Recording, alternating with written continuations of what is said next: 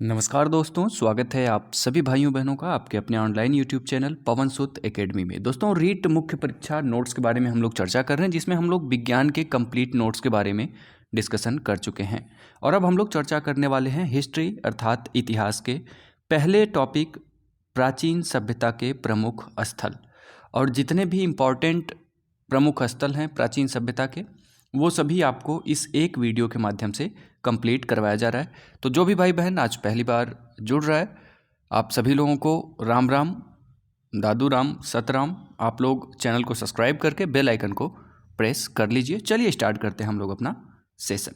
ठीक है, बात करेंगे सबसे पहले हम लोग प्राचीन सभ्यता के प्रमुख स्थल में सिंधु घाटी सभ्यता के बारे में। सिंधु घाटी सभ्यता विश्व की प्राचीन सभ्यताओं में से एक मानी जाती है। बहुत सारी सभ्यताएं हैं, जिनमें से एक प्रमुख प्राचीन सभ्यता सिंधु घाटी सभ्यता है। विश्व की अन्य प्राचीन सभ्यताओं के अंतर्गत अगर हम लोग बात करें, मिस्र की सभ्यता, सुमेरिया की सभ्यता, मेसोपोटामिया की सभ्यता, रोम की सभ्यता, यूनान की सभ्यता, क्रीट सभ्यता, चीनी सभ्यता, इस बहुत सारी सभ्यताएं हैं।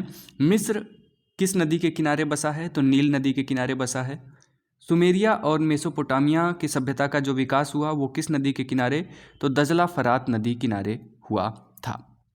बात करें एक इम्पॉर्टेंट पॉइंट, लाल सागर भूमध्य सागर को अलग कौन करता है? तो स्वेज नहर करती है लाल सागर से भूमध्य सागर को अलग। ठीक है, सिंधु घाटी सभ्यता के समकालीन सभ्यताओं की अगर बात करें तो मिस्र की सभ्यता, मेसोपोटामिया और सुमेरिया की सभ्यता, ये सिंधु घाटी सभ्यता की समकालीन सभ्यताएं हैं। कभी कभी प्रश्न बन जाता है कि सिंधु घाटी सभ्यता के समकालीन सभ्यताएं कौन कौन सी हैं? तो मिस्र की सभ्यता, मेसोपोटामिया की सभ्यता और सुमेरिया की सभ्यता सिंधु घाटी की समकालीन सभ्यताएं मानी जाती हैं। सिंधु और उसके सहायक नदियों के किनारे स्थित प्राचीन सभ्यता को क्या कहा गया? तो सिंधु घाटी सभ्यता कहा गया है। यह नामकरण किसने किया? तो जॉन मार्शल के द्वारा सिंधु घाटी सभ्यता का नामकरण किया गया है। किसके द्वारा? जॉन मार्शल के द्वारा। बात करेंगे भारतीय पुरातत्व विभाग की स्थापना कब हुई थी? तो 1861 में अलेक्जेंडर कनिंघम के नेतृत्व में भारतीय पुरातत्व विभाग की स्थापना की गई। कब की गई? 1861 में। किसके नेतृत्व में? अलेक्जेंडर कनिंघम के नेतृत्व में। इसी कारण से अलेक्जेंडर कनिंघम को क्या कहा जाता है?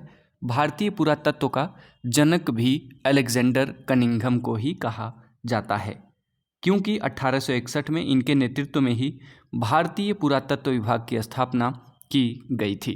बात करेंगे सिंधु लिपि के बारे में, तो दाएं से बाएं फिर बाएं से दाएं अर्थात दोनों तरफ से लिखी जाती थी सिंधु लिपि को।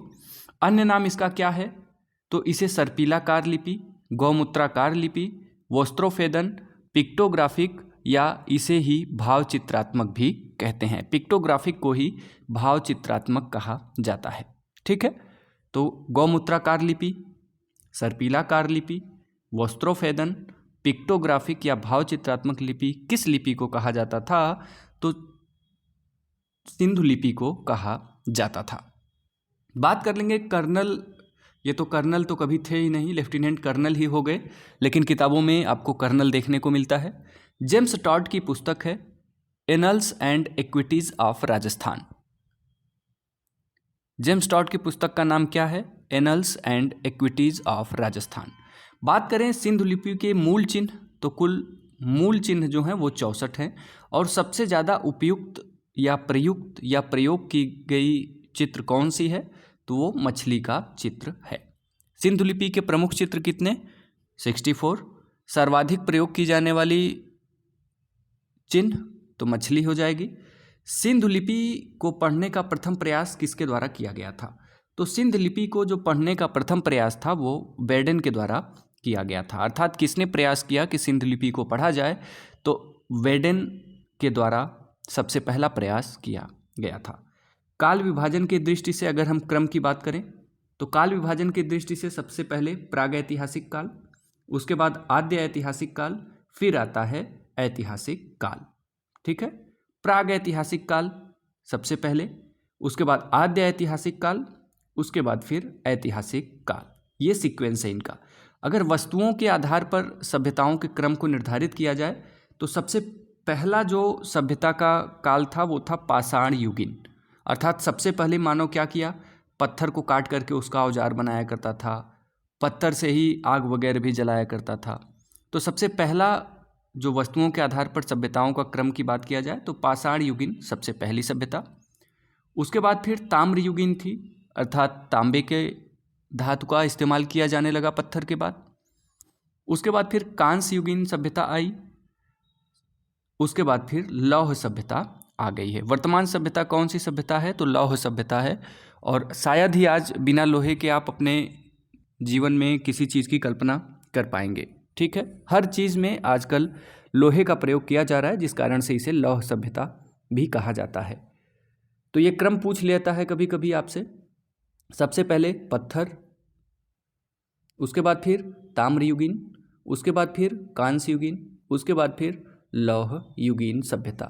ठीक है, चलिए, सिंधु लिपि को पढ़ा नहीं जा सका, अतः इस सभ्यता को आद्य ऐतिहासिक कालीन सभ्यता माना जाता है। सिंधु लिपि को पढ़ा नहीं जा सका है, कभी कभी पूछ लेता है कि सिंधु लिपि जो है ये किस प्रकार की सभ्यता इसे माना जाता है, तो इसे आद्य ऐतिहासिक कालीन सभ्यता माना जाता है। वह काल जिसमें मानव लेखन कला से परिचित था परंतु उसे पढ़ा नहीं जा सका, अतः जानकारी पुरातात्विक स्रोतों पर ही आधारित है। सिंधु लिपि में मूल चिन्हों की कुल संख्या 64 थी, अभी हमने ऊपर बात किया। इसके लिपि के 400 से अधिक अक्षर प्राप्त हो चुके हैं। इस लिपि को पढ़ने का प्रथम प्रयास किसके द्वारा किया गया, तो बेडेन के द्वारा किया गया। ठीक है ना, ये याद जरूर रखिएगा कि सिंधु लिपि को पढ़ा नहीं जा सका है, इस कारण से इसे आद्य ऐतिहासिक कालीन सभ्यता माना जाता है। सिंधु सभ्यता कैसी सभ्यता, आद्य ऐतिहासिक कालीन। ठीक है, हमने पढ़ा सबसे पहले प्राग ऐतिहासिक, फिर आद्य ऐतिहासिक, उसके बाद ऐतिहासिक। तो आद्य ऐतिहासिक कालीन सभ्यता सिंधु सभ्यता को माना जाता है। बात करेंगे आगे हम लोग कालीबंगा, अपने प्रमुख स्थान के बारे में। कालीबंगा कहाँ स्थित है, तो हनुमानगढ़ जिले में, वर्तमान हनुमानगढ़ जिले में कालीबंगा स्थित है। कालीबंगा हनुमानगढ़ जिले में घग्घर नदी के किनारे स्थित है। किस नदी के किनारे, घग्घर नदी के किनारे।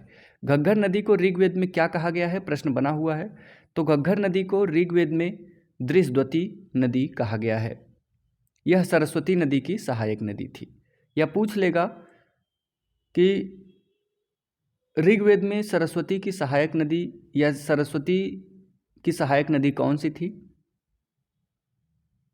तो ऑप्शन दृशद्वती नदी दे देगा, घग्घर नहीं देगा।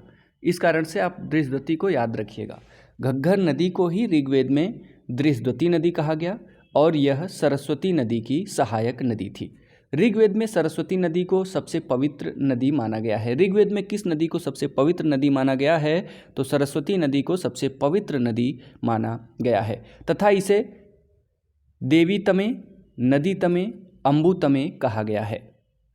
ठीक है, देवी तमे, नदी तमे, अम्बु तमे किस नदी को कहा गया है, सरस्वती नदी को कहा गया है। क्यों कहा गया है, क्योंकि ऋग्वेद में सरस्वती नदी सबसे पवित्र नदी मानी गई है।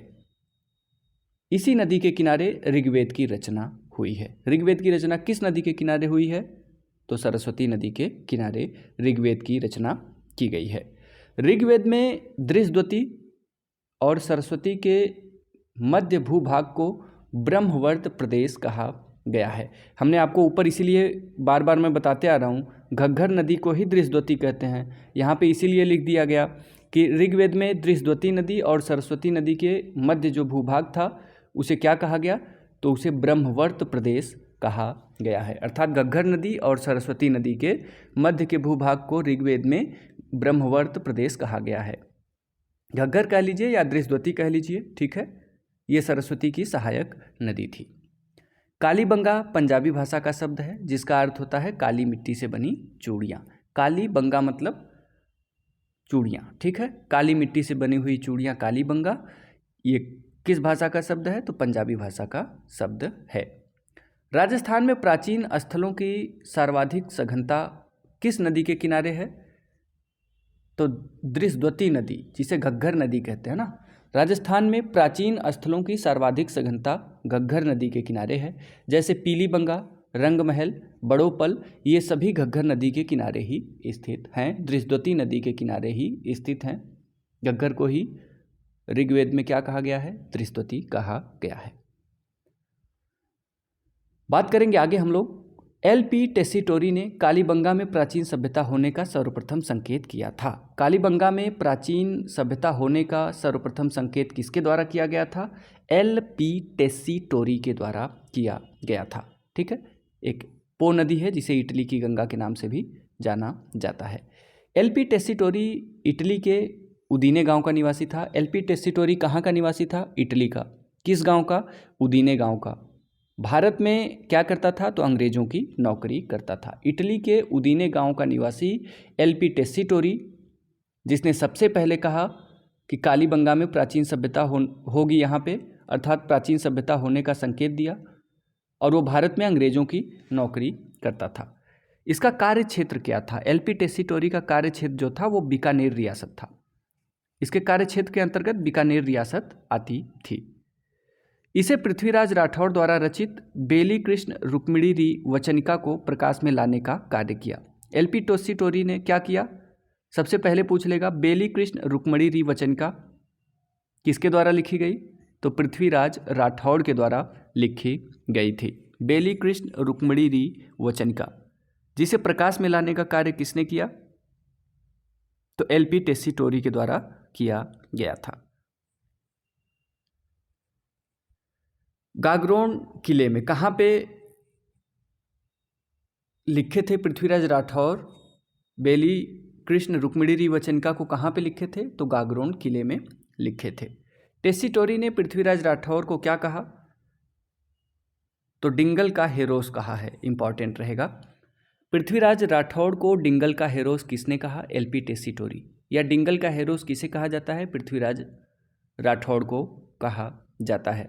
पृथ्वीराज राठौड़ की रचना क्या है? बेली कृष्ण रुक्मिणी वचनिका। प्रकाश में किसने लाया? एल.पी. टेसीटोरी। एल.पी. टेसीटोरी कहाँ का था? इटली के उदीने गांव का निवासी था, और इसने ही कालीबंगा में प्राचीन सभ्यता होने का प्रथम संकेत भी किया। ठीक है, चलिए अब बात करते हैं कालीबंगा के बारे में। कालीबंगा खोजकर्ता अमलानंद घोष कब खोज किए? 1952 में अमलानंद घोष कालीबंगा स्थान का खोज करते हैं, और उत्खननकर्ता बीबी लाल और बी.के. थापर। बीबी लाल से हो जाएगा बृजवासी लाल, बी.के. थापर से हो जाएगा बालकृष्ण थापर। ये क्या हैं? तो कालीबंगा के उत्खननकर्ता हैं। ठीक है, कालीबंगा कैसी सभ्यता मानी जाती है? तो कांस्य युगीन सभ्यता मानी जाती है। कांस्य युगीन सभ्यता मतलब तीसरे स्तर में। ठीक है, कांस्य युगीन सबसे पहले हमने बताया पाषाण युगीन, ताम्र युगीन, कांस्य युगीन, फिर लौह युगीन। तो कालीबंगा जो है ये कांस्य युगीन सभ्यता मानी जाती है। कालीबंगा का 5 स्तर पर उत्खनन किया गया था। खोज किसने किया? अमलानंद घोष ने किया कालीबंगा का खोज 1952 में। उत्खननकर्ता कौन कौन थे? बालकृष्ण थापर, और कौन था? बृजवासी लाल। 5 स्तर वो कौन कौन से हैं? तो 1 और 2, ये 2 स्तर जो हैं ये हड़प्पा कालीन, प्राक हड़प्पा कालीन अर्थात ताम्र युगीन थे। बाकी जो 3, 4 और 5 स्तर था ये हड़प्पा कालीन अर्थात कांस्य युगीन था। ठीक है, आपसे ये भी पूछा जा सकता है कि कालीबंगा किस युग की सभ्यता है? तो कांस्य युगीन सभ्यता। कांस्य युगीन न दे करके यहाँ हड़प्पा दे दे तो हड़प्पा कालीन सभ्यता हो जाएगी। ठीक है ना? चलिए, कालीबंगा में 2 टीलों का उत्खनन प्राप्त किया गया, जिसमें एक पूर्वी टीला था और एक पश्चिमी टीला। पूर्वी टीले से नगर के प्रमाण मिले, अतः इसे नगर टीला भी कहा गया। कालीबंगा में 2 टीलों पर खुदाई के बारे में जानकारी प्राप्त हुई, एक पूर्वी टीला, एक पश्चिमी टीला। जो पूर्वी टीला था उससे नगर के प्रमाण मिले, जिस कारण से पूर्वी टीले को नगर टीला भी कहा जाता है। यह टीला दुर्ग टीले की अपेक्षा कम ऊंचाई पर स्थित है, परंतु इसका क्षेत्रफल अधिक है पूर्वी टीले का। और जो पश्चिमी टीला था यहाँ से हमें दुर्ग के प्रमाण मिले, अतः इसे दुर्ग टीला कहा जाता है। तो किस टीले को नगर टीला कहा जाता है? पूर्वी टीले को। दुर्ग टीला किस टीले को कहा जाता है? कालीबंगा के किस टीले को दुर्ग टीला कहा जाता है? तो पश्चिमी टीले को। नगर टीला और दुर्ग टीला दोनों ही प्राचीर युक्त हैं, अतः कालीबंगा को दोहरी प्राचीर युक्त सभ्यता का स्थल माना जाता है। ठीक है, दोहरी प्राचीर युक्त सभ्यता का स्थल किसे माना जाता है? तो कालीबंगा को दोहरी प्राचीर युक्त सभ्यता का स्थल माना जाता है। बात करें कृषि और पशुपालन की, तो कालीबंगा से हमें दोहरे जुते हुए खेत का प्रमाण मिला, दोहरी प्राचीर भी मिली कालीबंगा से, दोहरे जुते हुए खेत के प्रमाण भी मिले, और गेहूं, जौ, कपास, चावल, चना, सरसों इन सभी के खेती के साक्ष्य भी कालीबंगा से मिले हैं, जिसमें गेहूं और जौ की मिश्रित खेती की जाती थी। कौन सा ऐसा पुरातत्व स्थल है जहां पर जौ और गेहूं की मिश्रित खेती की जाती थी? कालीबंगा है। ठीक है ना। चने की सघन कृषि की जाती थी। कालीबंगा में चने की कैसी खेती होती थी? तो सघन खेती होती थी। सरसों की कैसी खेती होती थी? तो बिरल खेती होती थी। ठीक है ना। कालीबंगा से हल बैल से कृषि की जाती थी, परंतु हल के प्रमाण नहीं मिले हैं। ठीक है ना, हल बैल से खेती तो की जाती थी, किंतु हल का प्रमाण जो है वो कालीबंगा से नहीं मिला है। ठीक है, जबकि बनवाली हरियाणा में मिट्टी के हल का खिलौना प्राप्त हुआ है। गाय, भैंस, बैल, कुत्ता, ऊंट, बकरी, बत्तख, मछली, सूकर आदि से जो कालीबंगा वाले निवासी थे वो परिचित थे। गाय के प्रमाण नहीं मिले हैं, जबकि तांबे की बैलगाड़ी प्राप्त हुई है कालीबंगा से। गाय का प्रमाण नहीं मिला, लेकिन तांबे की बैलगाड़ी प्राप्त हुई है, और इसी के आधार पर यह अनुमान लगाया जाता है कि हल और बैल से जुताई कालीबंगा में की जाती थी। सर्वाधिक पालतू जानवर कालीबंगा का कौन सा था? तो कुत्ता था। ईसवाल, उदयपुर और कालीबंगा से ऊंट के प्रमाण मिले हैं। ऊंट के प्रमाण कहाँ कहाँ से मिले? तो ईसवाल, उदयपुर और कालीबंगा से ऊंट का प्रमाण मिला है। ठीक है, अभी हमने ऊपर ही बताया कुत्ता, ऊंट, बकरी, बत्तख ये सभी के साक्ष्य कालीबंगा से प्राप्त होते हैं। कालीबंगा से हमें गांव व नगर दोनों के प्रमाण मिले, और गांव और नगर दोनों का प्रमाण मिलने वाला एक ऐसा पुरातत्व स्थल कौन है? कालीबंगा, जहां से दोनों का प्रमाण मिला। कालीबंगा को दीनहीन बस्ती भी कहा जाता है। किस सभ्यता के या प्राचीन सभ्यता के किस स्थल को दीनहीन बस्ती कहा जाता है? तो कालीबंगा को ही दीनहीन बस्ती कहा जाता है। बात करेंगे मृदभांड के बारे में। मृदभांड मतलब मिट्टी का बर्तन। यहाँ चाक पर मृदभांड बनाए जाते थे। कालीबंगा से हमें 6 प्रकार के मृदभांड प्राप्त हुए हैं। कालीबंगा से कितने प्रकार के मृदभांड प्राप्त हुए हैं? तो 6 प्रकार के मृदभांड कालीबंगा से प्राप्त हुए हैं। मूर्ति निर्माण के बारे में बात करें तो मूर्ति निर्माण की महत्वपूर्ण 3 पद्धतियां हैं, जिसमें पहला है चिकोटी पद्धति। चिकोटी पद्धति में क्या किया जाता है? तो इसके अंतर्गत अधिकांश पत्थर की मूर्तियां बनाई जाती थी। पत्थर के सल्क तोड़कर मूर्ति का निर्माण किया जाता था। चिकोटी मतलब आप किसी को, अपने दोस्त मित्र को परेशान करने के लिए उसे खींच लेते हैं, तो उसी प्रकार ऊपरी परत आप चमड़े को पकड़ के उसे चिकोटी काटते हैं। और जो शिल्पकार है, उस समय का शिल्पकार था, वो मूर्ति के ऊपरी परत को हटा करके पत्थर के ऊपरी परत को हटा करके चिकोट करके निर्माण कर देता था मूर्ति का, तो चिकोटी पद्धति हो गई। दूसरी थी लास्ट वैक्स या मधुच्छेष्ट। लास्ट वैक्स या मधुच्छेष्ट, तो धातु को गलाकर सांचे में ढालकर मूर्ति निर्माण होता था। जैसे तांबे की बैलगाड़ी मिली, तो बिना ढाले तो वो मिली नहीं होगी, है ना। बिना ढाले तो तांबे की बैलगाड़ी हमें कालीबंगा से प्राप्त नहीं हुआ, तो जाहिर सी बात है मधुच्छेष्ट या लास्ट वैक्स मेथड भी उनके पास था मूर्ति निर्माण का। तो चिकोटी हो गया, लास्ट वैक्स मेथड हो गया। टेराकोटा पद्धति, टेराकोटा का मतलब है कि मिट्टी को अग्नि में पका करके मूर्ति का निर्माण करते थे। तो कालीबंगा में मुख्य रूप से 3 प्रकार से मूर्ति निर्माण होता था। पहला चिकोटी पद्धति, जिसमें पत्थर को तराश करके मूर्ति बनाई जाती थी। दूसरा है लास्ट वैक्स या मधुच्छेष्ट, जिसमें धातु को पिघला करके मूर्ति बनाई जाती थी। और तीसरा था टेराकोटा पद्धति, जिसमें मिट्टी को पका करके मूर्ति को बनाई जाती थी। कालीबंगा में। ठीक है, कालीबंगा से मातृ देवी की मूर्ति प्राप्त नहीं हुई है, ये याद रखिएगा, कालीबंगा से मातृ देवी की मूर्ति प्राप्त नहीं हुई है। बात करें मुहरों की, तो सिंधु घाटी सभ्यता से संबंधित मोहरें जो सिंधु घाटी सभ्यता में मिली वो चौकोर मुहरें भी मिली, आयताकार भी मिली और गोल मुहरें भी मिली हैं सिंधु घाटी सभ्यता से। कालीबंगा से हमें मेसोपोटामिया की बेलनाकार मुहर भी प्राप्त हुई है। हमने स्टार्टिंग में ही बताया मेसोपोटामिया में बेलनाकार मुहर चलती थी, तो जो कालीबंगा है यहाँ पे मेसोपोटामिया की बेलनाकार मुहर भी प्राप्त हुई, जो मेसोपोटामिया और कालीबंगा के व्यापारिक संबंध को दर्शाती है। पूछ लेगा कि कौन सा ऐसा प्रतीक चिन्ह था जो ये दर्शाता है कि मेसोपोटामिया और कालीबंगा के बीच व्यापारिक संबंध थे। तो कालीबंगा से हमें मेसोपोटामिया की बेलनाकार मुहर प्राप्त हुई जो उनके व्यापारिक स्थिति को प्रदर्शित करती है। ठीक है ना। चलिए बात करेंगे लेखयुक्त सर्वाधिक मुहरें कहाँ से मिली हैं। तो हड़प्पा से सर्वाधिक संख्या में प्राप्त हुई हैं। और लेखयुक्त सर्वाधिक मुहरें किस आकार में होती थी, तो आयताकार में होती थी। जो सर्वाधिक लेखयुक्त मुहरें होती थी वो कहाँ से मिली हैं, तो आयताकार और हड़प्पा से मिली हैं ये। ठीक है ना। सर्वाधिक मुहरें कहाँ से मिली हैं, तो मोहनजोदड़ो से। सर्वाधिक मुहर जो है वो मोहनजोदड़ो से मिली, जबकि सर्वाधिक लेखयुक्त मुहर कहाँ से मिली, तो हड़प्पा से मिली है।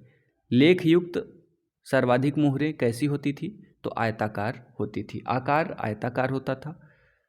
लिखी हुई सर्वाधिक मुहरें कहाँ से मिली, हड़प्पा से मिली। और अगर खाली सर्वाधिक मुहर पूछ ले तब आपका क्या हो जाएगा, मोहनजोदड़ो से मिली हैं।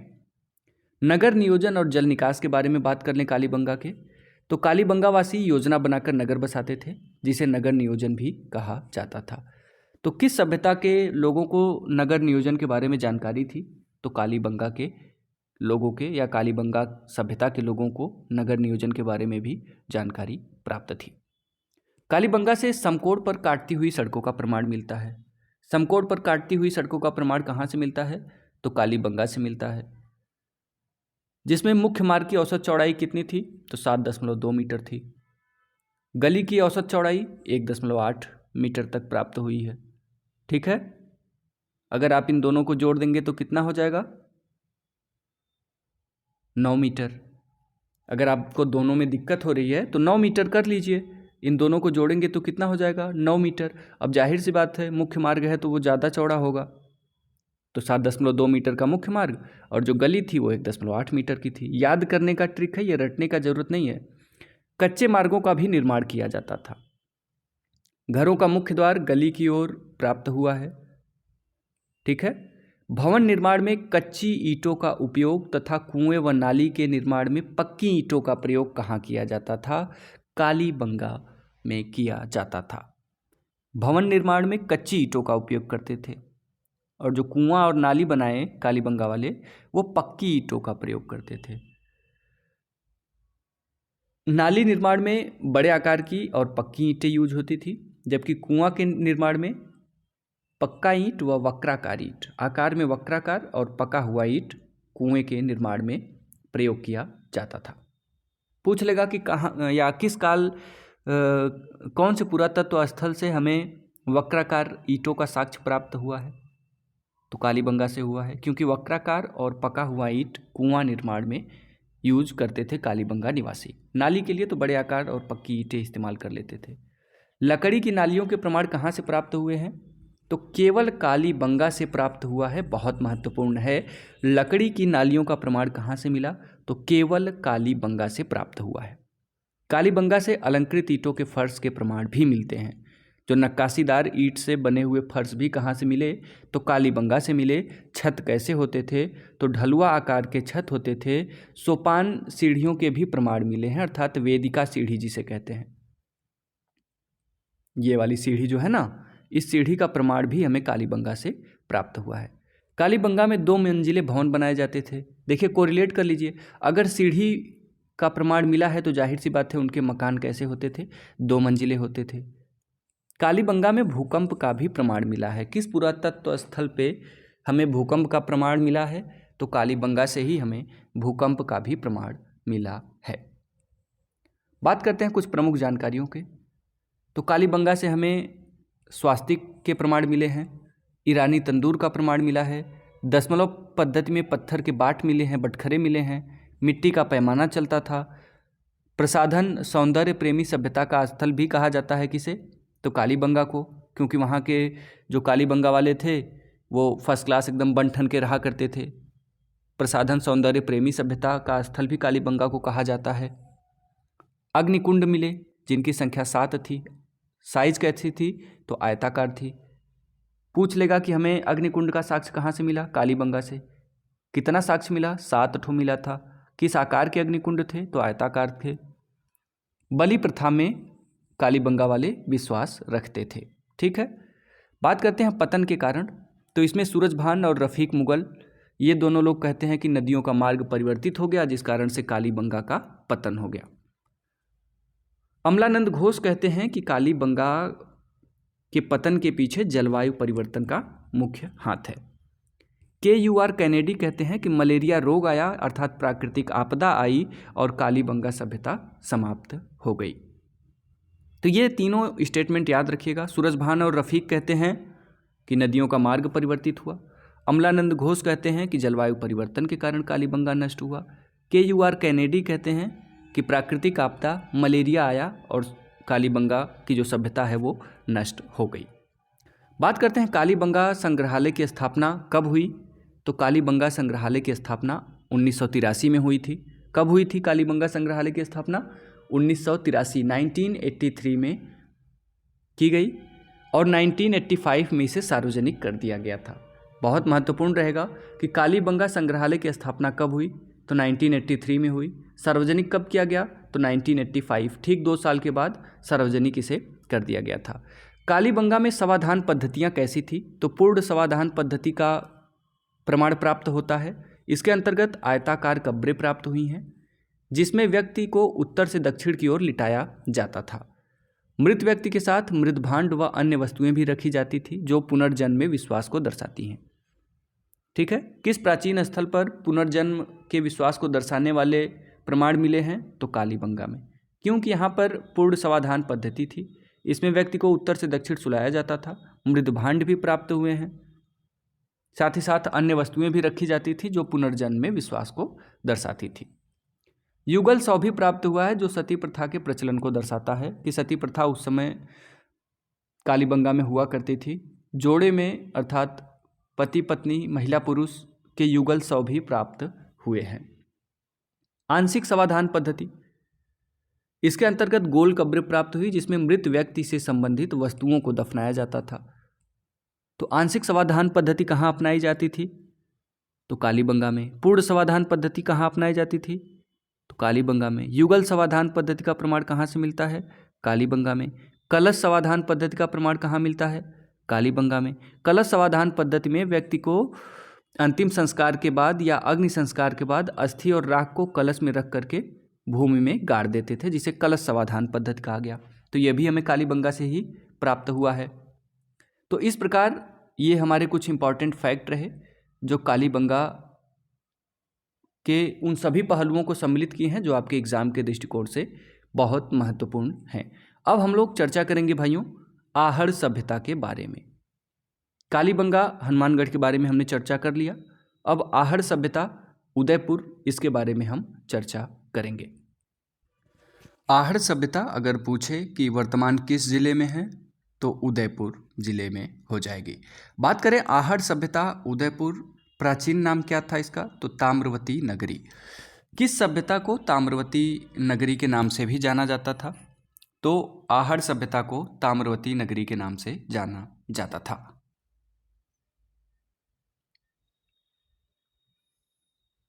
बात करें 11वीं शताब्दी में आघाटपुर या आघाट दुर्ग के नाम से जाना जाता था। वर्तमान में धूलकोट आहड़ सभ्यता का ही नाम है।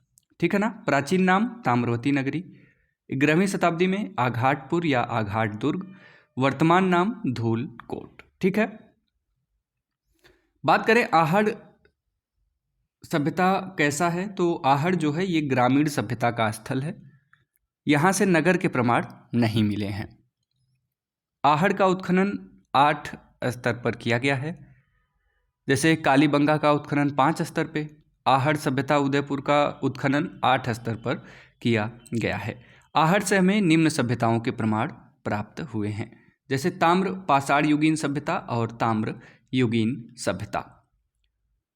जैसे सबसे पहले पत्थर का इस्तेमाल किया, उसके बाद तांबे का किया, फिर कांसे का किया, तब जाके हमारी लौह युगीन सभ्यता आई थी। तो आहड़ से हमें ताम्र पाषाण युगीन और ताम्र युगीन सभ्यता के प्रमाण मिले हैं। आहड़ मुख्य रूप से कैसी सभ्यता थी, तो ताम्र युगीन सभ्यता का स्थल माना जाता है। आहड़ जो है ये ताम्र युगीन सभ्यता का स्थल माना जाता है। यह आयड़ या बेड़च नदी के किनारे पर स्थित है। ठीक है, आहड़ आयड़ या बेड़च नदी के किनारे पर स्थित है। खोजकर्ता प्रथम लघु उत्खनन अक्षय कीर्ति व्यास। आहड़ सभ्यता का खोजकर्ता कौन है, तो अक्षय कीर्ति व्यास। कब खोजे थे, तो 1953 में अक्षय कीर्ति व्यास के द्वारा आहड़ सभ्यता खोजा गया और पहला लघु उत्खनन भी अक्षय कीर्ति व्यास को ही आहड़ सभ्यता का माना जाता है। प्रथम वृहद उत्खननकर्ता कौन थे, तो रतन चंद्र अग्रवाल। 1953 से 56 तक इन्होंने खुदाई कार्य करवाया। उसके बाद द्वितीय वृहद उत्खननकर्ता HD सांकलिया और वीरेंद्र नाथ मिश्र। ठीक है, HD सांकलिया का पूरा नाम था हसमुख धीरजलाल सांकलिया। वीरेंद्र नाथ मिश्र को शॉर्ट में VN मिश्रा भी आपको दे सकता है कि हसमुख धीरजलाल सांकलिया और वीरेंद्र नाथ मिश्रा किस सभ्यता से संबंधित हैं, तो आहड़ सभ्यता से संबंधित हैं। द्वितीय वृहद उत्खननकर्ता भी इन्हें कहा जाता है। खोजकर्ता प्रथम लघु उत्खननकर्ता आहड़ सभ्यता का कौन है, तो अक्षय कीर्ति व्यास हैं। प्रथम वृहद उत्खननकर्ता रतन चंद्र अग्रवाल हैं। द्वितीय वृहद उत्खननकर्ता HD सांकलिया और वीरेंद्र नाथ मिश्र। ठीक है, ये तीनों याद रखिएगा। आरंभ में आहड़ में 1600 × 550 फीट टीले का उत्खनन करवाया गया था। सबसे पहले आहड़ में कितने व्यास के टीले का उत्खनन करवाया गया, तो 1600 × 550 फीट वाले आकार के टीले का उत्खनन करवाया गया था। जो आहड़ सभ्यता है, यहाँ भवन निर्माण कैसे होती थी, तो कच्ची ईंटों से होती थी, जो कालीबंगा में भी कच्ची ईंटों से ही होती थी। फर्श यहाँ पर कैसे थे, तो पलस्तर या पक्के फर्श प्राप्त हुए। कालीबंगा से हमें कैसे मिले थे, तो चित्रित फर्श हमें मिले थे, नक्काशीदार फर्श मिले थे। विशाल कक्ष को 2 भागों में बांटने की पद्धति यहाँ से प्राप्त हुई है। कहाँ से, आहड़ से। ढलवा छत मिलते थे, ढलवा छत हमें कालीबंगा से भी प्राप्त हुआ। बजरी प्लस मिट्टी से बना फर्श यहाँ पे है, वहाँ पत्थर और नक्काशीदार पत्थर से बना हुआ फर्श प्राप्त हुआ था। आहड़ से बजरी और मिट्टी से बना हुआ फर्श हमें प्राप्त हुआ है। जब आप कंपैरिजन करके पढ़ेंगे तो भूलेंगे नहीं। मृदभांड हमें वहाँ से भी प्राप्त हुआ था। लाल काले मृदभांड प्राप्त हुए, जो आहड़ सभ्यता की मुख्य विशेषता थी। लाल काले मृदभांड कहाँ से प्राप्त हुए, मृदभांड तो हमें वहाँ से भी मिले, क्योंकि हमने समाधान पद्धति में भी मृदभांड को दफनाया करते थे साथ में, जो पुनर्जन्म में विश्वास करते थे कालीबंगा वाले। लेकिन यहाँ से जो मृदभांड प्राप्त हुआ, वो लाल काला मृदभांड कहाँ से प्राप्त हुआ, तो आहड़ से प्राप्त हुआ लाल काला मृदभांड। गोरे या कोट विशाल मृदभांड अन्न भंडारण हेतु या बृहद अन्नागार कह सकते हैं, कहाँ से प्राप्त हुआ है, तो आहड़ से प्राप्त हुआ है। बर्तन की उल्टी तपाई विधि कहाँ से मिली है, आहड़ से मिली है। बिना हत्थे के छोटे जलपात्र कहाँ मिले हैं, तो आहड़ सभ्यता में मिले हैं, जो ईरानी शैली के थे। या पूछ लेगा कि ईरानी शैली के जलपात्र कहाँ से प्राप्त हुए, तो आहड़ सभ्यता से प्राप्त हुए। मुहरें कितनी मिली हैं, तो 3 मुहरें मिली हैं। मुद्राएं कितनी मिली हैं, तो 6 मुद्राएं मिली हैं। ठीक है, यहाँ से प्राप्त सिक्कों पर यूनानी देवता अपोलो तथा त्रिशूल का अंकन मिलता है। किस सभ्यता से प्राप्त सिक्कों पर यूनानी देवता अपोलो और त्रिशूल का चिन्ह मिलता है, तो आहड़ सभ्यता से प्राप्त सिक्कों पर यूनानी देवता अपोलो और त्रिशूल का चित्र मिलता है आहड़ सभ्यता से, तथा मुद्रा पर यूनानी लिपि भी प्राप्त होती है। ये इंपॉर्टेंट रहेगा। अन्य प्रमुख जानकारियों की बात करें आहड़ सभ्यता के बारे में, तो टेराकोटा पद्धति से बनी वृषभ की मूर्ति, बनासियन बुल जिसे कहते हैं। टेराकोटा मतलब मैं आपको कालीबंगा में बताया था, चिकोटी पद्धति, लास्ट वैक्स या मधुच्छिष्ट पद्धति, टेराकोटा विधि। टेराकोटा विधि में मिट्टी से बने मूर्तियों को आग में पका करके तैयार किया जाता था। तो टेराकोटा पद्धति से बनी वृषभ की मूर्ति कहाँ से प्राप्त हुई? आहड़ सभ्यता से प्राप्त हुई, जिसे बनासियन बुल भी कहते हैं। बनासियन बुल कहाँ से प्राप्त हुआ, किस सभ्यता से? तो आहड़ सभ्यता से प्राप्त हुआ। रंगाई छपाई के ठप्पे कहाँ से मिले? बहुत महत्वपूर्ण है। यह रंगाई छपाई उद्योग का हमें कहाँ से प्रमाण मिलता है? तो आहड़ से मिलता है। ईरानियन शैली की धूप धानियाँ कहाँ से मिली हैं? तो वो भी हमें आहड़ सभ्यता से ही प्राप्त हुई हैं। चार मानव की मूर्ति कहाँ से मिली? आहड़ सभ्यता से मिली। लहंगा पहने महिला की खंडित मूर्ति कहाँ से प्राप्त हुई है? तो आहड़ से प्राप्त हुई है। लाल काले रंग का मृदभांड कहाँ से प्राप्त हुआ है? आहड़ से प्राप्त हुआ है। अपोलो और त्रिशूल का चिन्ह वाला मुद्रा कहाँ से प्राप्त हुआ है? तो आहड़ से प्राप्त हुआ है। एक ही घर में 6 चूल्हे जो संयुक्त परिवार का प्रमाण कहाँ से मिला है? आहड़ से मिला है। 79 लौह धातु कहाँ से मिली? तो आहड़ से मिली। गले हुए ताम्र ढेर कहाँ से मिले? तो हमें आहड़ से मिले हैं। अर्थात तांबा गलाने की भट्ठी का प्रमाण कहाँ से मिलता है? तो आहड़ से मिलता है। मुख्य खाद्य क्या था? तो चावल था। आहड़ सभ्यता का मुख्य खाद्य क्या था? तो चावल था। अन्य स्थल के बारे में बात करें तो बालाथल, गिलूंड, ओझियाड़ा ये आहड़ सभ्यता के ही प्रमुख स्थल हैं। चक्रकूप कहाँ से मिला? आहड़ सभ्यता से। मानव हथेली की छाप कहाँ से प्राप्त हुई है? तो आहड़ सभ्यता से ही मानव हथेली की छाप भी प्राप्त हुई है। तो ये इंपॉर्टेंट फैक्ट है आहड़ के बारे में। आगे हम बात करते हैं बालाथल, जो हमारे आहड़ सभ्यता का ही एक भाग है। ठीक है, बालाथल कहाँ है? उदयपुर में है। खोजकर्ता वीएन मिश्र। किस नदी के किनारे बालाथल है? तो बेड़च नदी के किनारे। कैसी सभ्यता थी? तो ताम्रयुगीन। लाल काले मृदभांड बालाथल से मिले हैं। आहड़ के किस स्थान से लाल काले मृदभांड मिले? तो बालाथल से मिले। 11 कमलों वाला घर कहाँ मिला? तो बालाथल से मिला। हाथी और चंद्र आकृति कहाँ से प्राप्त हुई? तो बालाथल से। बैठी अवस्था में समाधि महत्वपूर्ण रहेगा। कहाँ से प्राप्त हुआ है बैठी अवस्था में समाधि? तो बालाथल से प्राप्त हुआ है। गले हुए लौह ढेर कहाँ से मिले हैं? तो बालाथल से मिले हैं। कुष्ठ रोग से ग्रसित मानव कंकाल बालाथल से। सूती कपड़े का प्रमाण बालाथल से मिला है। बालाथल उदयपुर। ठीक है, गिलूंड राजसमंद में है। खोजकर्ता बृजवासी लाल। लाल काले मृदभांड गिलूंड से भी प्राप्त हुए। पक्की ईंटों का प्रमाण गिलूंड में मिला। मृदभांड पर ज्यामिति रेखांकन, नृत्य की मुद्राएं तथा चिकतेदार हिरण बहुत महत्वपूर्ण है। चिकतेदार हिरण का प्रमाण कहाँ से मिलता है? गिलूंड राजसमंद से मिलता है। ठीक है, ओझियाड़ा की बात करें, ओझियाड़ा कहाँ है? भीलवाड़ा में है। खोजकर्ता BR मीणा, उत्खननकर्ता आलोक त्रिपाठी और BR मीणा दोनों। खोजा किसने? BR मीणा ने। उत्खननकर्ता BR मीणा और आलोक त्रिपाठी दोनों लोग। अर्थात BR मीणा और आलोक त्रिपाठी को आप याद रखिए। खोजकर्ता और उत्खननकर्ता कौन है? तो BR मीणा और आलोक त्रिपाठी। ओझियाड़ा भीलवाड़ा वाला। ठीक है ना। अन्य सभी स्थल नदियों की घाटी अथवा समतल भूभाग पर स्थित है, परंतु यह पहाड़ी पर स्थित है। कौन? ओझियाड़ा। जो भीलवाड़ा वाला ओझियाड़ा है ये पहाड़ी पर स्थित है।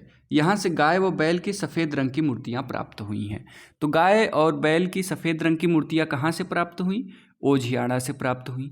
भीलवाड़ा में स्थित है ओझियाड़ा। ठीक है, चलिए बात करेंगे गणेश्वर के बारे में, जो सीकर में है। यह सीकर जिले के नीम का थाना तहसील में कातली नदी के किनारे स्थित है। गणेश्वर कहाँ है? सबसे पहला प्रश्न, सीकर में है। किस नदी के किनारे है? कांतली नदी के किनारे है। नीम का थाना तहसील है। जिला कौन सा है? सीकर है। ठीक है, यहाँ से हमें ताम्रपाषाण काल एवं ताम्रकाल की जानकारी प्राप्त होती है। ताम्रपाषाण काल गणेश्वर सीकर से हमें जानकारी प्राप्त होती है। यह मुख्य रूप से ताम्रयुगीन स्थल माना जाता है। जो गणेश्वर था ये कैसा है? तो ताम्रयुगीन है। ठीक है, खोजकर्ता और उत्खननकर्ता कौन है? तो रतन चंद्र अग्रवाल, जिन्हें आरसी अग्रवाल के नाम से भी जाना जाता है। ठीक है, गणेश्वर का उत्खननकर्ता और खोजकर्ता कौन है? तो रतन चंद्र अग्रवाल जी हैं। ठीक है, जो सीकर में है। उपनाम क्या है गणेश्वर का? तो ताम्रयुगीन सभ्यता की जननी किसे कहा जाता है? गणेश्वर सीकर को कहा जाता है। पुरातत्व का पुष्कर किसे कहते हैं? तो गणेश्वर को कहा जाता है। ताम्रयुगीन सभ्यता की जननी किस सभ्यता को कहा जाता है? तो गणेश्वर सभ्यता सीकर वर्तमान में जिसे कहा जाता है ताम्रयुगीन सभ्यता की जननी और पुरातत्व का पुष्कर किसे कहते हैं? गणेश्वर को। याद रखिएगा, बहुत महत्वपूर्ण है। ठीक है, गणेश्वर को कहा जाता है ताम्रयुगीन सभ्यता की जननी और पुरातत्व का पुष्कर। प्रमुख जानकारियों के बारे में बात करें गणेश्वर के, तो पत्थर के आवास मिले यहाँ से, ईंटों का प्रमाण नहीं मिलता, पत्थर से बने बाड़ाग्र जरूर मिले, पत्थर का बांध मिला है, मछली पकड़ने का कांटा, मांसाहार के प्रमाण, 99% शुद्ध ताम्र वस्तुएं, ताम्र वस्तु बनाने का कारखाना, ये हमें मिला है कहाँ से? गणेश्वर सीकर से। ठीक है, क्या क्या? मछली पकड़ने का जाल या मछली पकड़ने का कांटा कहाँ से प्राप्त हुआ है? गणेश्वर से प्राप्त हुआ है। 99% शुद्ध ताम्र वस्तुएं गणेश्वर से प्राप्त हुई हैं। मांसाहार के प्रमाण गणेश्वर से प्राप्त हुए, पत्थर से बने बाड़ाग्र गणेश्वर से प्राप्त हुए। ठीक है, 6 प्रकार के मृदभांड यहाँ से मिलते हैं, जिसमें से पूछा हुआ है कपिसवर्णी मृदभांड कहाँ से प्राप्त हुआ है? तो गणेश्वर सीकर से प्राप्त हुआ है कपिसवर्णी मृदभांड। ठीक है ना। बात करेंगे बैराठ जयपुर के बारे में। बैराठ कहाँ है? वर्तमान में जयपुर में। यह जयपुर जिले के शाहपुर उपखंड में अलवर जिले की सीमा पर बाणगंगा नदी के किनारे है। वह कौन सा पुरातात्विक स्थल है जो शाहपुर उपखंड में अलवर जिले की सीमा पर बाणगंगा नदी के किनारे स्थित है? तो वो है हमारा बैराठ जयपुर। ठीक है, कहाँ पे है? जयपुर जिले में, शाहपुरा या शाहपुर उपखंड, अलवर जिले की सीमा से लगता हुआ बाणगंगा नदी के किनारे। बैराठ किस नदी के किनारे प्राप्त हुआ? तो जयपुर में बाणगंगा नदी के किनारे प्राप्त हुआ है। बैराठ से सटी हुई जिले का नाम क्या है? अलवर जिला है। बैराठ जयपुर में है लेकिन उससे सटा हुआ जिला क्या है? अलवर है। नदी कौन सी है? तो बाणगंगा नदी है। उपखंड कौन सा है? तो शाहपुर, जयपुर का ही उपखंड है। ठीक है, ये घुमा के प्रश्न पूछ लेगा अधीनस्थ बोर्ड आपसे। खोजकर्ता कौन है बैराठ जयपुर के? दयाराम साहनी। बैराठ जयपुर खोजकर्ता कौन है? दयाराम साहनी। उत्खननकर्ता कौन है? तो कैलाश दीक्षित, नीलरत्न बनर्जी। कैलाश दीक्षित और नीलरत्न बनर्जी उत्खननकर्ता हैं बैराठ जयपुर के। ठीक है, खोजकर्ता दयाराम साहनी। बैराठ में लघु पहाड़ियों को क्या कहा जाता है? तो डूंगरी कहा जाता है। डूंगरी किसे कहते हैं? तो बैराठ में या अब वर्तमान में कहें तो जयपुर में छोटी पहाड़ियों को क्या कहते हैं? तो डूंगरी के नाम से जाना जाता है। जो डूंगरियाँ मिली हैं वो मुख्य रूप से बीजक डूंगरी पूछा हुआ है। बीजक डूंगरी कहाँ से प्राप्त हुआ है? तो बैराठ जयपुर से। या बीजक डूंगरी का प्रमाण कहाँ से मिलता है? तो बैराठ जयपुर से मिलता है। भीम डूंगरी, भीम ने केचक का वध किया था जिस कारण से भीम डूंगरी नाम पड़ गया, ये भी कहाँ है? तो बैराठ जयपुर। महादेव डूंगरी, गणेश डूंगरी, भोमली डूंगरी। तो बीजक डूंगरी, भीम डूंगरी, महादेव डूंगरी, गणेश डूंगरी और भोमली डूंगरी के साक्ष्य कहाँ से मिले? तो बैराठ जयपुर से। वर्तमान में प्रश्न पूछा था बीजक डूंगरी कहाँ स्थित है?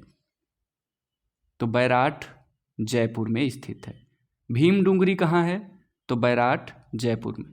महादेव डूंगरी बैराठ जयपुर। गणेश डूंगरी बैराठ जयपुर, भोमली डुंगरी, बैराठ जयपुर। तो कुछ भी प्रश्न आपसे बन जाएगा। महाभारत काल में पांडवों ने विराटनगर में 1 वर्ष का अज्ञातवास व्यतीत किया था। ठीक है, महाभारत काल में पांडवों ने कहाँ पे अज्ञातवास व्यतीत किया था? विराटनगर में। भीम डुंगरी पर भीम ने केचक का वध किया था, जो बैराठ में ही प्राप्त हुआ है। राजा विराट की गायों को लूटने आए कौरवों के पदचिन्ह कहाँ से मिले हैं? तो बैराठ से मिले हैं। राजा विराट की गायों को लूटने आए कौरवों के पद चिन्ह कहाँ से मिले हैं? तो कहाँ से मिले हैं? बैराठ जयपुर से ही मिला है। बैराठ मुख्य रूप से लौह युगीन सभ्यता मानी जाती है। बैराठ किस युग की सभ्यता है? तो लौह युगीन सभ्यता है बैराठ। प्रागैतिहासिक काल से लेकर मध्यकाल तक की जानकारी हमें कहाँ से प्राप्त होती है? बैराठ से। बैराठ से हमें शैल चित्र जो मध्य पाषाण कालीन हैं उनके भी साक्ष्य मिले हैं। शैल चित्रों की प्रधानता के कारण बैराठ को प्राचीन युग की चित्रशाला कहा जाता है। प्राचीन युग की चित्रशाला किस पुरातात्विक स्थल को कहा जाता है? तो बैराठ जयपुर को कहा जाता है। क्या कहा जाता है? प्राचीन युग की चित्रशाला बैराठ को। यहाँ से हमें आकर कलर पात्र तथा लाल काले चकतीदार मृतभांड प्राप्त हुए हैं। आकर कलर पार्क कहाँ से पार्क नहीं, आकर कलर पात्र कहाँ से प्राप्त हुआ है? तो बैराठ से। लाल काले चमकीले मृतभांड कहाँ से प्राप्त हुए? तो बैराठ जयपुर से ही प्राप्त हुए हैं। ये दोनों भी इंपॉर्टेंट है। प्राचीन युग की चित्रशाला बैराठ को, आकर कलर पात्र और लाल काले चमकीले मृतभांड ये बैराठ जयपुर से ही प्राप्त हुए हैं। ठीक है, ये प्राचीन युग की चित्रशाला किस पुरातात्विक स्थल को कहा जाता है? तो बैराठ जयपुर को ही कहा जाता है प्राचीन युग की चित्रशाला। बात करेंगे सिक्कों के बारे में। तो मृतभांड में सूती वस्त्र से लिपटी 36 मुद्राएं प्राप्त हुई हैं। सूती वस्त्र से लिपटी 36 मुद्राएं कहाँ से प्राप्त हुई हैं? तो बैराठ से प्राप्त हुई हैं। इनमें 28 मुद्राएं यूनानी राजाओं की थी। यूनानी सिक्कों में सर्वाधिक सिक्के राजा मिनेंडर के हैं। ठीक है, यूनानी सिक्कों में किसके हैं? तो राजा मिनेंडर के सिक्के हैं। ठीक है, और जो यहाँ से हमें बैराठ से प्राप्त हुई ना 36 मुद्राएं, इनमें 28 मुद्राएं यूनानी राजाओं की ही हैं। मिनेंडर ने बौद्ध धर्म ग्रहण किया। बौद्ध विद्वान नागरसेन इनके गुरु थे। नागरसेन कौन था? तो मिनेंडर का गुरु था। मिनेंडर ने किस धर्म को अपना लिया था? बौद्ध धर्म को अपना लिया था। गुरु कौन था? नागसेन थे। मिनेंडर के गुरु नागसेन। नागसेन की रचना कौन सी है? तो मिलिंद पन्हों से हमें मिनेंडर के बारे में जानकारी प्राप्त होती है। मिनेंडर की जानकारी किस ग्रंथ से प्राप्त होती है? तो मिलिंद पन्हों। मिलिंद पन्हों किसने लिखा? नागसेन ने लिखा। नागसेन कौन था? मिनेंडर का गुरु था नागसेन। ठीक है, मिनेंडर कौन सा धर्म अपनाया था? बौद्ध धर्म अपनाया था नागसेन के नेतृत्व में। नागसेन ने ही लिखा क्या? मिलिंद पन्हों, जहाँ से हमें मिनेंडर के बारे में जानकारी प्राप्त होती है। जो 36 मुद्राएं मिली थी उसमें से 28 मुद्राएं तो हमारी यूनानी थी, 28 मुद्राएं यूनानी थी, लेकिन जो 8 मुद्राएं थी वो मौर्यकालीन थी, अर्थात आहत या पंचमार्क मुद्राएं हैं। ठीक है, आहड़ से प्राप्त 36 मुद्राओं में 28 मुद्राएं यूनानी राजाओं की थी, मिनेंडर की, और 8 मुद्राएं मौर्यकालीन आहत या पंचमार्क सिक्के थे। 8 सिक्के। ठीक है, आहत या पंचमार्क सिक्के भारत के प्राचीनतम सिक्के माने जाते हैं। भारत के प्राचीनतम सिक्के कौन से? तो आहत या पंचमार्क सिक्के। इनमें 5 चित्र बने हुआ करते थे, इसलिए उसे पंचमार्क कहते हैं। ठीक है, आहत क्यों कहते थे? तो एक ठप्पा था, उसी को दबा करके सिक्का बनाया जाता था, जिस कारण से आहत सिक्के कहते हैं। चीनी यात्री वेनसांग 7वीं शताब्दी में हर्षवर्धन के समय में भारत आया था। चीनी यात्री वेनसांग भारत कब आया? 7वीं शताब्दी में। किसके समय में? हर्षवर्धन के समय में। वेनसांग को तीर्थयात्रियों का राजकुमार कहा जाता है। 634 ईस्वी में बैराठ पहुंचा था। पूछ लेगा कि चीनी यात्री वेनसांग कब भारत आया? 7वीं शताब्दी में। किसके शासनकाल में? तो हर्षवर्धन के समय में। तीर्थयात्रियों का राजकुमार किसे कहते हैं? तो वेनसांग को कहते हैं। बैराठ कब आया था? तो 634 ईस्वी में वेनसांग बैराठ आया था। इसकी पुस्तक कौन सी है? तो सी यूकी में बैराठ को पारयात्र कहा। पारयात्र किसने कहा? वेनसांग ने कहा। किसे कहा? बैराठ को कहा। किसमें कहा? सी यूकी में कहा। सी यूकी क्या है? वेनसांग की पुस्तक है। ठीक है, 634 में बैराठ है। तीनों को यहाँ पे ये जो 3 फैक्ट है ना, याद रखिएगा। तीर्थयात्रियों का राजकुमार वेनसांग, 634 में बैराठ आता है। पुस्तक सी यूकी में बैराठ को क्या कहता है? पारयात्र के नाम से बैराठ को संबोधित करता है।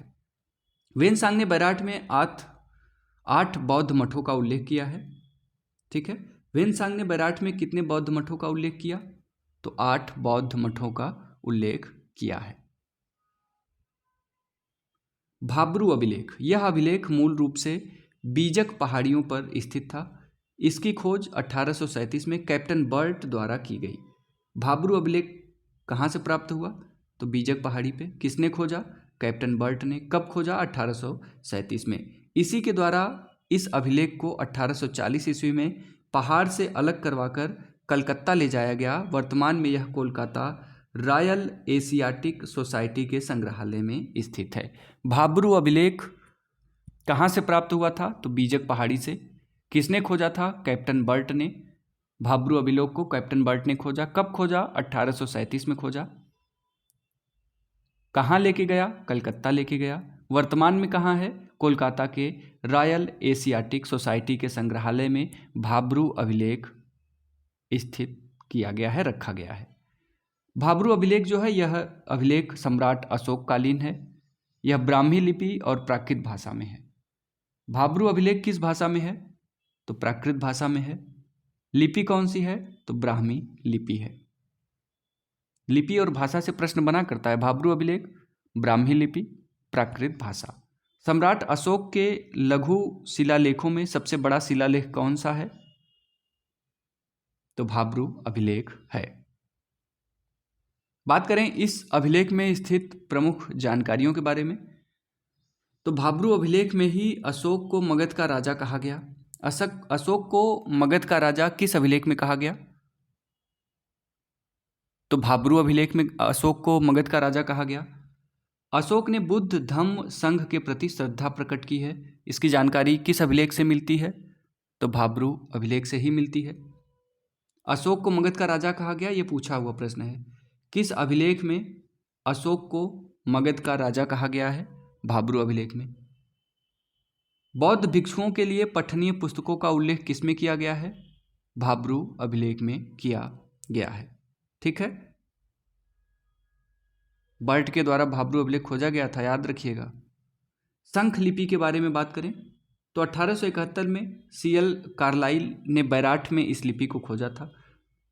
जब हूण शासक मिहिरकुल ने बैराठ को नष्ट किया तथा बौद्धों का नरसंहार करवाया, तब बौद्ध भिक्षुओं ने इस गुप्त लिपि का आविष्कार करवाया था। किस लिपि का? शंख लिपि का। खोजा किसने? सीएल कार्लाइल ने। कहाँ खोजा? बैराठ में। कब खोजा? 1871 में। किसने करवाया था शंख लिपि का निर्माण? बौद्ध भिक्षुओं ने इस लिपि का आविष्कार किया था। किससे बचने के लिए? हूण शासक मिहिरकुल से बचने के लिए। बैराठ से हमें बौद्ध मंदिर, स्तूप विहार और बौद्ध मठ के प्रमाण भी प्राप्त होते हैं। अबुल फजल द्वारा लिखित आईने अकबरी के अनुसार अकबर ने बैराठ में तांबे के सिक्के ढालने का टकसाल का निर्माण करवाया था। आईने अकबरी के अनुसार अकबर ने कहाँ पर तांबे के सिक्के ढालने का टकसाल निर्मित करवाया था? तो बैराठ में करवाया था। कुछ इंपॉर्टेंट क्वेश्चन है। काल निर्धारण की वैज्ञानिक पद्धति C14। खोजकर्ता कौन है? Willard Libby. C14 ये एक आइसोटोप होता है कार्बन का, जिसके द्वारा हम समय को निर्धारित करते हैं, और समय को निर्धारित करने की वैज्ञानिक पद्धति भी C14 के द्वारा ही संपादित की जाती है। विलियर्ड लिब्बी ने C14 को खोजा था। इस पद्धति में BP अर्थात बिफोर प्रेजेंट इकाई का प्रयोग किया जाता है। C14 का अर्ध आयुकाल कितना है? तो 5730 वर्ष है C14 का अर्ध आयुकाल। इस पद्धति के अनुसार सिंधु घाटी सभ्यता का काल 2300 से 1750 ईसा पूर्व माना जाता है। ठीक है, आहड़ सभ्यता के बारे में कुछ फैक्ट है। डॉक्टर गोपीनाथ, इनकी पुस्तक है राजस्थान का इतिहास। C14 के अनुसार 2000 ईसा पूर्व से 1200 ईसा पूर्व इसका काल निर्धारित किया गया है, जबकि गोपीनाथ की पुस्तक राजस्थान का इतिहास इसे 1900 से 1200 ईसा पूर्व आहड़ सभ्यता के काल को मानती है। समृद्ध काल 1700 ईसा पूर्व है, जो सर्वमान्य है। ठीक है ना। जयपुर के महाराजा राम सिंह के समय किलेदार कीताजी खंगारोत को बैराठ में स्वर्ण कलम प्राप्त हुआ था। इसमें स्थित राख और अस्थियों को भगवान बुद्ध की अस्थियां माना जाता है। पूछ लेगा कि स्वर्ण कलम किसे प्राप्त हुआ था, तो किलेदार थे कीताजी खंगारोत, और इस कलम के अंदर राख और अस्थियां थी, जिसे भगवान बुद्ध का अस्थि और राख माना जाता है। तो ये रहा हमारा प्रमुख प्राचीन ऐतिहासिक स्थल जो हमारे सिलेबस में वर्णित है। इससे बाहर एक भी प्रश्न आपका नहीं जाएगा, इतना विश्वास रखिएगा। मिलते हैं नेक्स्ट टॉपिक के साथ, तब तक के लिए हंसते रहिए, मुस्कुराते रहिए, पढ़ते रहिए। पवन सुत एकेडमी, राष्ट्र हित में शिक्षा। जय हिंद, वंदे मातरम।